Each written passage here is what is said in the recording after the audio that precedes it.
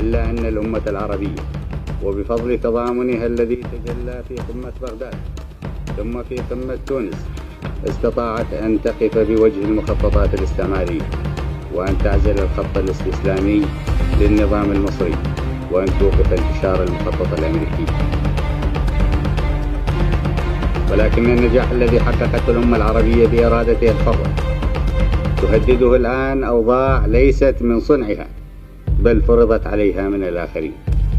إن التعقيد الخطير الذي بلغته الأوضاع في إيران والتصرفات غير السليمة وغير المبررة من قبل بعض القوى النافذة فيها قد أعطت لأمريكا التي ألزمت سياستها وهزمت مخططاتها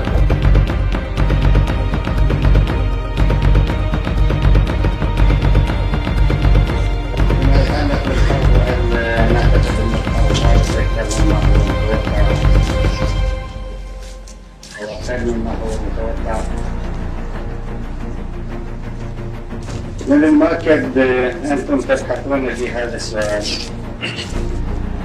وقد يكون لأغراض شتى عن نقطة أساسية: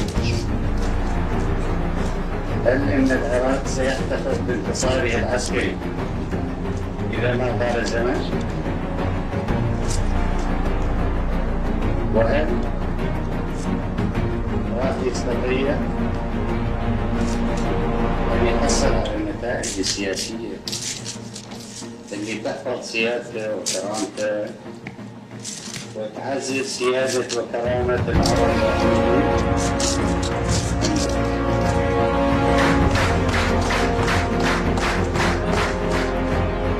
Or in the Gulf. Fought in the name of religion, it sent hundreds of thousands to their deaths in human wave assaults.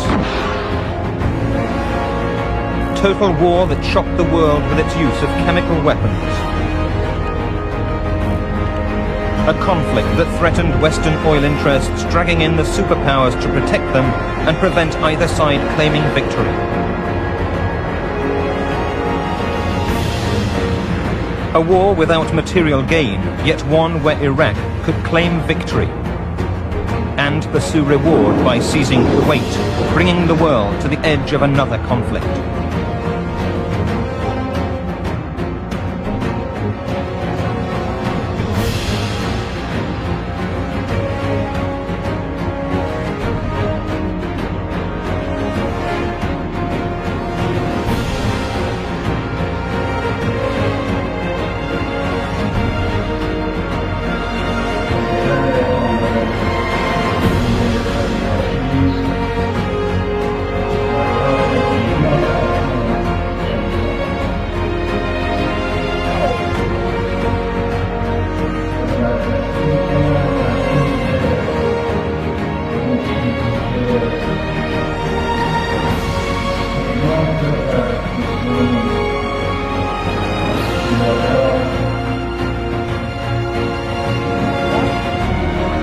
The Khuzestan landscape favoured invaders using tanks and armoured vehicles, making it easy to drive deeply into Iran. With a 5-to-1 superiority and facing only one depleted Iranian armoured division, Iraqi forces moved quickly despite lacking air cover.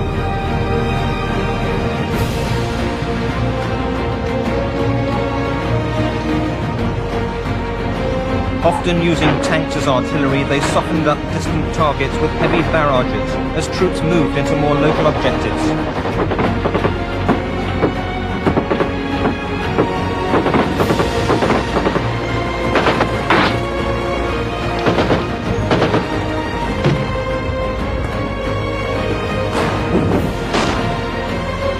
The Iraqis' Soviet-made anti-tank gunships found few targets, scouting planes rapidly being pocketed by dugouts and entrenched artillery.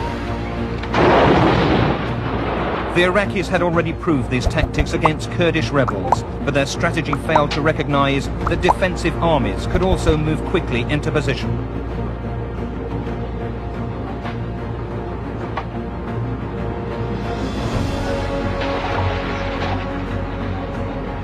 Away from the Kurdish mountains, large armies could become clear targets for Iranian heavy artillery.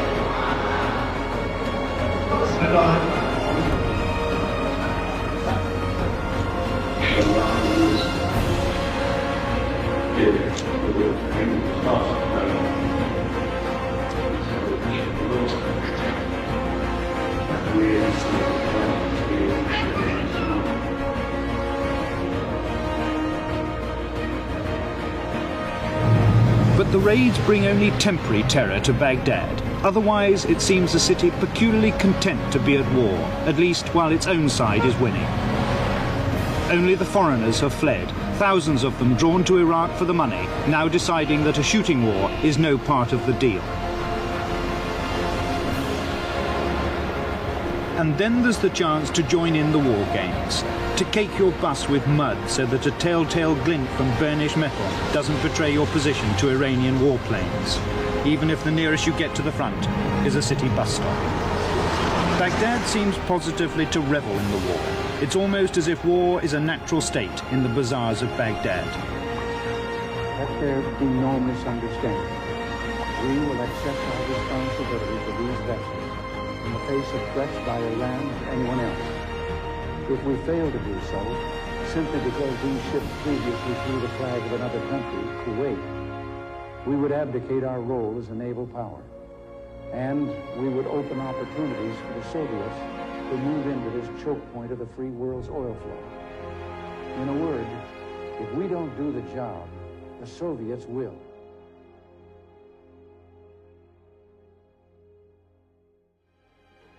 Iraq's supreme leader Saddam Hussein contrived to convince his people that they had won despite failing in all his war aims.